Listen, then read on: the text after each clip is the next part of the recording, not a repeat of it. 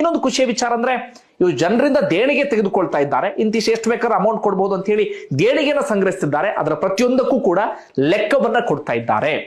ಬೇರೆ ಪಕ್ಷಗಳಿಗಿಂತ ಭಿನ್ನವಾಗಿ ಕಾಣಿಸ್ತಾ ಇದೆ. ಯಾವಿದ ಆಮಿಷವನ್ನ ಕೊಡ್ತಾ ಇಲ್ಲ, ಅಥವಾ ನಾವು ಅದು ಕೊಡ್ತೀವಿ ಇದು ಕೊಡ್ತೀವಿ ಅಂತ ಹೇಳಿ ಸುಳ್ಳು ಭರವಸೆ ಪೊಳ್ಳು ಭರವಸೆಗಳನ್ನು ಕೊಡುವಂತ ಕೆಲಸವನ್ನ ಜನರಿಗೆ ಮಾಡ್ತಾ ಇಲ್ಲ.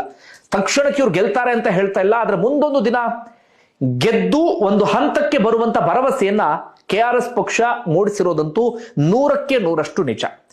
ನಾವೆಲ್ಲರೂ ಹೇಳ್ತಾ ಇದ್ವಲ್ಲ, ಆಲ್ಟರ್ನೇಟಿವ್ ಇಲ್ವೇ ಇಲ್ಲ, ಏನು ಕಳ್ಳ ಬೀನು ಕಳ್ಳ, ಅದ್ರಲ್ಲಿ ಸ್ವಲ್ಪ ಕಳ್ಳ ಯಾರು ಅವನಿಗೆ ಓಟ್ ಹಾಕ್ಬೇಕು ಎನ್ನುವಂತ ಪರಿಸ್ಥಿತಿ ಇತ್ತು ಅಂತ ಹೇಳ್ತಾ ಇದ್ವಲ್ಲ. ನಿಮಗೆ ಏನು ಬೇಡ, ಬೀನು ಬೇಡ, ಸೀನು ಬೇಡ ಅಂದ್ರೆ ಇನ್ನೊಂದು ಆಪ್ಷನ್ ಇದೀಗ ಹುಟ್ಕೊಳ್ತಾ ಇದೆ.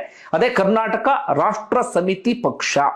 ನನಗಂತೂ ಸ್ವಲ್ಪ ಮಟ್ಟಿಗೆ ಭರವಸೆ ಮೂಡಿದೆ. ಸಾಮಾಜಿಕ ಜಾಲತಾಣದಲ್ಲಿ ಅವರ ಒಂದಷ್ಟು ವಿಡಿಯೋಸ್ಗಳನ್ನ ನೋಡಿದ್ದೆ, ಅವ್ರು ಮಾಡ್ತಿರುವಂತ ಕೆಲಸಗಳನ್ನು ಕೂಡ ನೋಡಿದ್ದೆ. ಇವನ್ ನಾನು ಕೂಡ ಇಂಪ್ರೆಸ್ ಆಗಿದ್ದೆ. ಯಾಕಂದ್ರೆ ಯಾವುದೇ ಭಯ ಆತಂಕ ಇಲ್ಲದೆ ಪೊಲೀಸ್